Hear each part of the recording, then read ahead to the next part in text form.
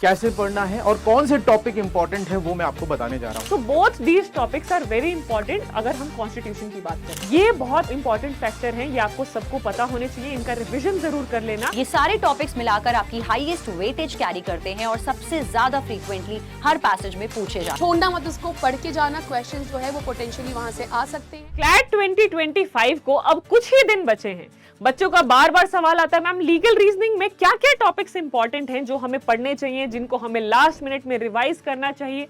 तो आज हम इस पर्टिकुलर वीडियो में डिस्कस करने वाले हैं कि सब्जेक्ट वाइज अगर हम लीगल रीजनिंग के डिफरेंट टॉपिक्स के बारे में बात करेंगे और उसके जो इंपॉर्टेंट टॉपिक्स है उनको डिस्कस करेंगे कि ये आपको जरूर लास्ट मिनट में रिवाइज करने हैं। तो सबसे पहले हम बात करते हैं कॉन्स्टिट्यूशन की।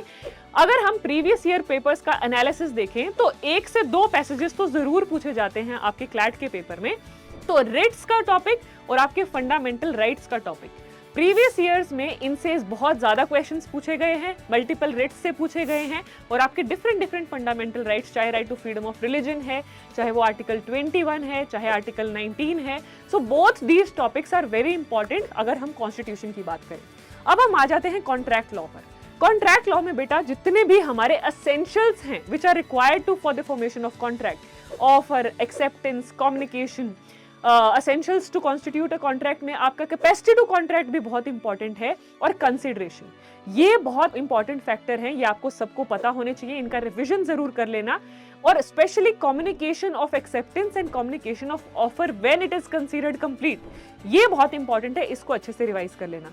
फ्री कंसेंट का टॉपिक भी कॉन्ट्रैक्ट लॉ में बहुत इंपॉर्टेंट है, जो प्रीवियस ईयरली क्वेश्चंस में, पैसेजेस में पूछा गया है। फिर अगर हम बात करते हैं टॉर्ट लॉ की, टॉर्ट लॉ में जितने भी आपके टॉर्ट्स हैं उनका ब्रीफ आप रिव्यू रिवीजन जरूर कर लेना। और इस पर्टिकुलर कॉन्सेप्ट में जो आपका लायबिलिटीज का कॉन्सेप्ट है, strict liability, absolute liability, vicarious liability, ये सभी कॉन्सेप्ट्स भी आप लोग अच्छे से रिवाइज करके जाना। फैमिली लॉ की अगर हम बात करें तो फैमिली लॉ में आपका जो मैरिज का कॉन्सेप्ट है, what are the essentials to constitute a marriage, क्योंकि अभी रिसेंटली दिल्ली हाई कोर्ट ने एक जजमेंट दिया था जिसमें उन्होंने कहा था कि स्पिंडा रिलेशनशिप की जो मैरिज है वो वॉइड होंगी। अगर आप उसकी एक्सेप्शन क्लेम करना चाहते हो कि हाँ हमारा कस्टम अलाउ करता है ऐसी मैरिज, तो आपको उस कस्टम को प्रूव करना पड़ेगा टू टेक इट्स बेनिफिट। तो कस्टम या इसके अलावा जो essentials to constitute a marriage है, चाहे वो हिंदू लॉ है या मुस्लिम लॉ है, वो दोनों आपको कवर करना है। डाइवोर्स, मेंटेनेंस, इन दोनों टॉपिक्स को भी जरूर पढ़ना है, क्योंकि रिसेंटली सुप्रीम कोर्ट की मुस्लिम विमेन्स राइट ऑन मेंटेनेंस पे जजमेंट्स आई हैं, तो इन टॉपिक्स को जरूर पढ़ के जाना। अब नेक्स्ट हम बात करते हैं क्रिमिनल लॉ की। क्रिमिनल लॉ की अगर बेटा मैं बात करूं, सबसे इंपॉर्टेंटली जो हमारे नए क्रिमिनल लॉज आए हैं उनसे रिलेटेड जो इंपॉर्टेंट चेंजेस इंट्रोड्यूस हुए हैं वो जरूर आप सबको पता होने चाहिए। जैसे कम्युनिटी सर्विस का एलिमेंट इंट्रोड्यूस हुआ है as a new form of punishment. तो ऐसे क्या क्या चेंजेस आए हैं, जैसे अब हम घर बैठे ऑनलाइन FIR रजिस्टर करा सकते हैं। तो क्रिमिनल लॉज जो नए इस साल हमारे इन्फोर्स हुए हैं उनसे क्या क्या बदलाव हुए हैं, उनसे रिलेटेड भी आपसे पैसेजेस पूछे जा सकते हैं। ये तो हो गए हमारे कोर सब्जेक्ट्स। अब हम बात करते हैं मिसलेनियस टॉपिक्स की। अगर आपने लीगल रीजनिंग के PYQs को एनालाइज किया हो तो आपने ये देखा होगा कन्वेंशनल टॉपिक से हटके 2 से 3 पैसेजेस आपके मिसलेनियस टॉपिक से पूछे गए हैं। जैसे जुवेनाइल जस्टिस एक्ट से पूछा गया है, IT एक्ट से पूछा गया है, कंज्यूमर लॉ से भी टॉपिक पूछे गए हैं। तो वैसे ही अगर मैं करंट ट्रेंडिंग टॉपिक्स के बारे में बात करूं, जैसे सुप्रीम कोर्ट का इंपॉर्टेंट जजमेंट आया था सब कैटेगराइजेशन ऑफ SC कैटेगरी, वो आप पढ़कर जा सकते हो। पुणे पोर्शे केस बहुत लाइमलाइट में रहा था, तो उससे रिलेटेड आप जुवेनाइल जस्टिस एक्ट पढ़कर जा सकते हो। रिसेंटली यूपी मदरसा एक्ट पर सुप्रीम कोर्ट का इंपॉर्टेंट जजमेंट आया है, आप लोग वो भी पढ़ के जा सकते हो। और हमारे पार्लियामेंट ने 2 इंपॉर्टेंट लॉज का डिस्कशन किया था, एक हमारे वक्फ बोर्ड का और दूसरा हमारा वेस्ट बंगाल असेंबली ने एक नया कानून पास किया, अपराजिता बिल। तो इस तरीके से ये कुछ इंपॉर्टेंट टॉपिक्स हैं जो कि आपको आपके क्लैट 2025 के एग्जामिनेशन में देखने को मिल सकते हैं। इन टॉपिक्स को जरूर आप लोग अच्छे से रिवाइज करके जाइएगा। एंड आई रियली बिलीव अभी तक आप सभी ने अच्छे से मेहनत की है, बहुत अच्छे से तैयारी की है। And I really wish and I really hope that all my lovely students make it to their dream colleges, to their dream universities. All the best to all my lovely students. Hello to all my dear students, I hope आपका preparation जो है वो काफ़ी ज़ोरों शोरों से चल रहा होगा। क्लैट को रह गए हैं आज से बस 9 दिन और आपका प्रेपरेशन जो है उसके लिए PW कभी भी साथ तो छोड़ता नहीं है। सो गाइज, हम let's talk about the important topics in respect of current affairs for your exam which is going to be held on 1st December 2024, जिसके लिए आप क्लैट 25 के लिए आप अपीयर कर रहे हैं। The first topic is Qatar to free national Indian, second is Atal Setu, third is Gyanvapi mosque, fourth is electoral bond, fifth is UCC in Uttarakhand, Ram Mandir, Abu Dhabi हो गया हमारा, अमेंडमेंट बिल हो गया, अपराजिता बिल हो गया, हेमा कमेटी हो गया, गगनयान का टॉपिक हो गया। गगनयान की बात अगर हमने की है तो हमें सुनीता विलियम्स का केस भी जो है वो पढ़ना हमारे लिए बहुत ज़्यादा इंपॉर्टेंट हो चुका है। अरविंद केजरीवाल का सागा, छोड़ना मत उसको, पढ़ के जाना, क्वेश्चंस जो है वो पोटेंशियली वहां से आ सकते हैं। Let's talk about six schedule भी हमारा आ सकता है। Talking about the one nation one election, वो भी हमारा इंपॉर्टेंट मुद्दा है। फार्म प्रोटेस्ट 2.0, उसको भी छोड़ के मत जाना। जो हमारा new classical language declare out हुआ है वो भी हमारा एक इंपॉर्टेंट टॉपिक है जो हमारा बन रहा है। नोबेल प्राइज 2024 अगेन हमारा इंपॉर्टेंट टॉपिक है।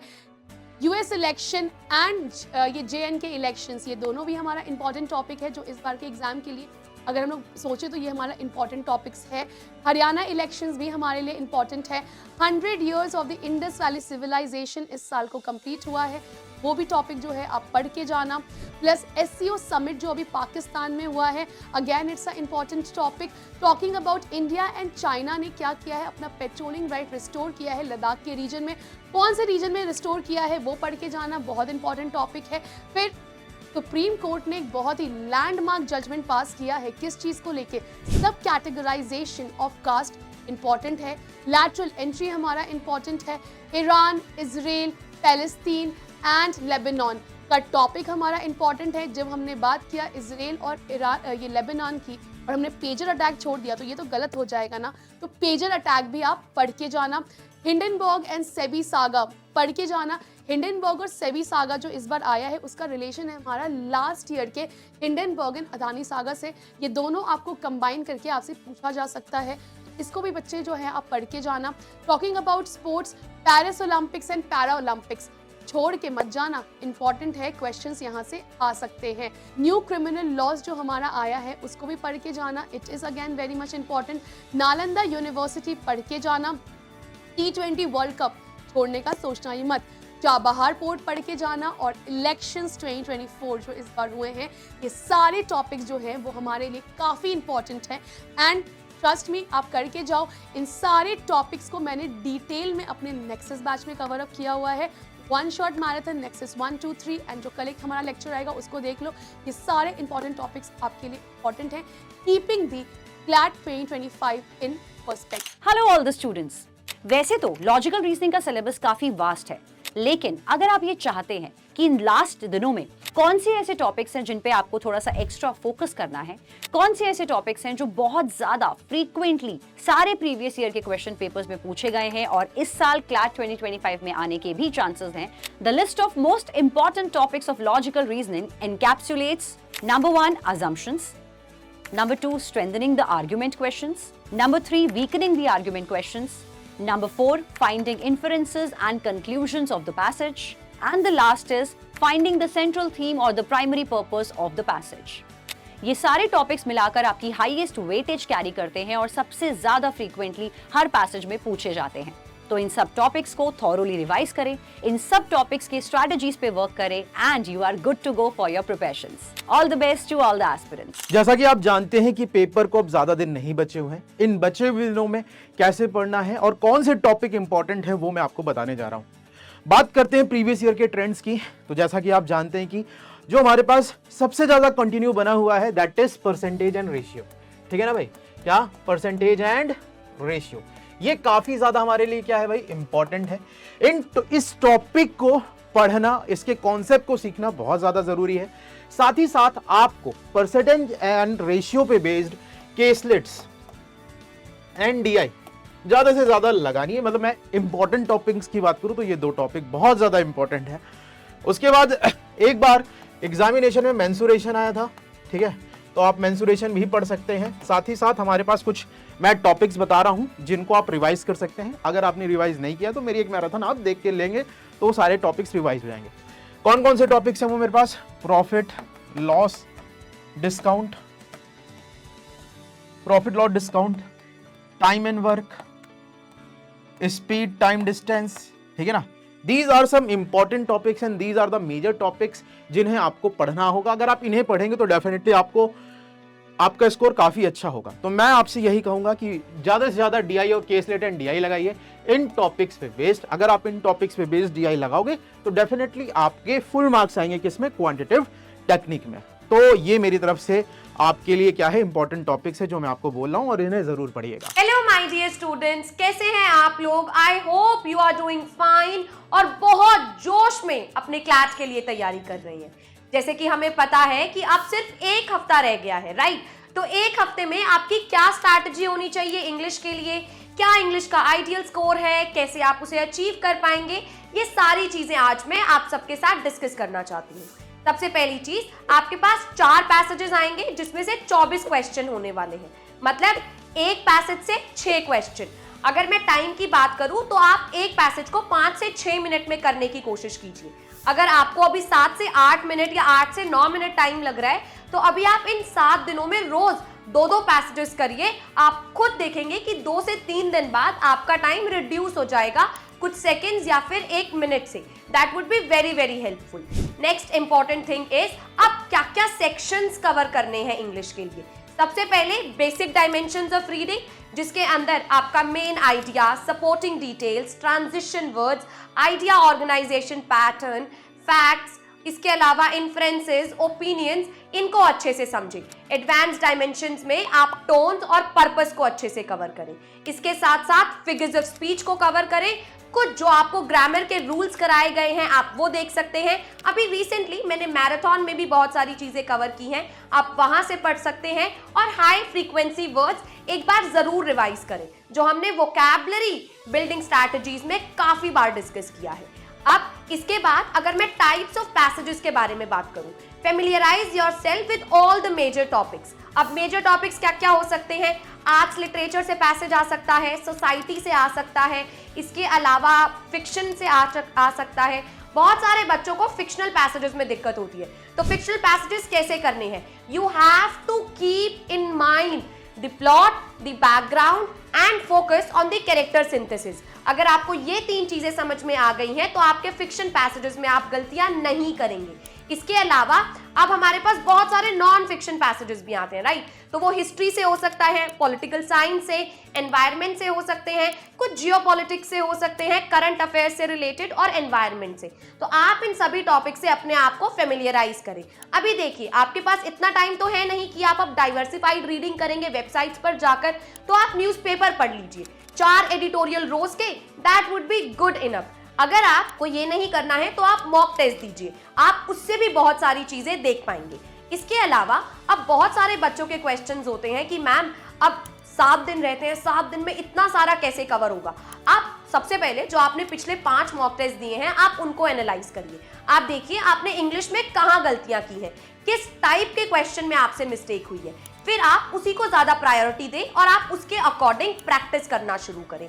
You will be good to go with all these trips. बहुत सारे बच्चों का क्वेश्चन होता है कि मैम बहुत लंबे पैसेजेस आते हैं, रिटेंशन में दिक्कत होती है, तो क्या तरीका होना चाहिए हमें पैसेजेस सॉल्व करने का? सबसे पहले पैसेज रीड करने से पहले आप एक बार क्वेश्चंस पर नजर मार लो, क्योंकि अब आपको डायरेक्शन मिल जाएगी कि आपको क्या ढूंढना है पैसेज में। और पढ़ते टाइम पूरा पैसेज अंडरलाइन मत करो। It is very important for you to underline the keywords जो आपके डायरेक्टली आंसर करते हैं क्वेश्चंस को। और हर पैसेज के पैराग्राफ के साइड में लिखिए समरी इन शॉर्ट फॉर्म, ठीक है? ये आपको हेल्प करेगा जब आप लोग रीविजिट करेंगे, तब आपका टाइम बहुत ज्यादा सेव हो जाएगा। और फिर आप जब क्वेश्चंस करें तब ग्राउंड्स ऑफ एलिमिनेशन को ध्यान में रखिए। अब ग्राउंड्स ऑफ एलिमिनेशन क्या है? अगर इररेलेवेंट इंफॉर्मेशन है उसको आप रिमूव कर दो। नेक्स्ट, अगर पार्शियली करेक्ट स्टेटमेंट है आप उसको भी हटा दो।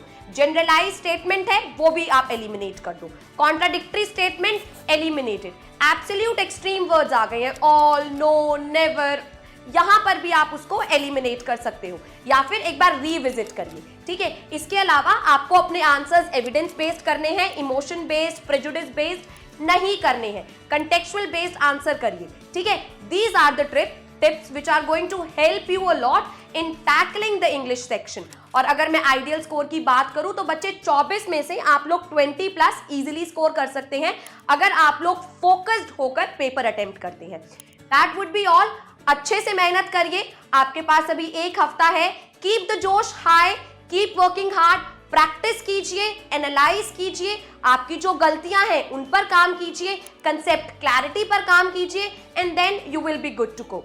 Other than this, take care of yourself. बहुत सारे बच्चों के मार्क्स फ्लक्चुएट हो रहे हैं मॉक्स में और बहुत मेहनत की हुई है, तो ऐसा क्यों होता है? पहली चीज तो भाई, अगर पेपर मॉक टेस्ट आपका इजी है तो उस पर भी डिपेंड करेगा, अगर मॉक टेस्ट टफ है तो उस पर भी डिपेंड करने वाला है। नेक्स्ट इंपॉर्टेंट होती है आपकी मेंटल रेजिलियंस, आपका मेंटल रोबस्टनेस। अगर आप डिस्ट्रैक्टेड हैं, आपके दिमाग में ये सभी थॉट्स चल रहे हैं, अरे नेक्स्ट पैराग्राफ क्या होने वाला है, क्या मुझे आता है, मैं कैसा करने वाली हूँ, तो हड़बड़ाहट में आप बहुत प्रॉब्लम्स कर देंगे और एंजाइटी से तो और दिक्कतें होंगी, है ना। तो इसीलिए बहुत इंपॉर्टेंट है आप काम कंपोज्ड माइंड से, शांति से अपने पेपर को अटेम्प्ट करें। These are the tips that are going to help you a lot. Stay healthy, stay fit, stay positive, you are good to go. मिलते हैं जल्द ही इन एन अनदर वीडियो। तब तक के लिए पढ़ते रहिए, मेहनत करते रहिए, ध्यान रखिए।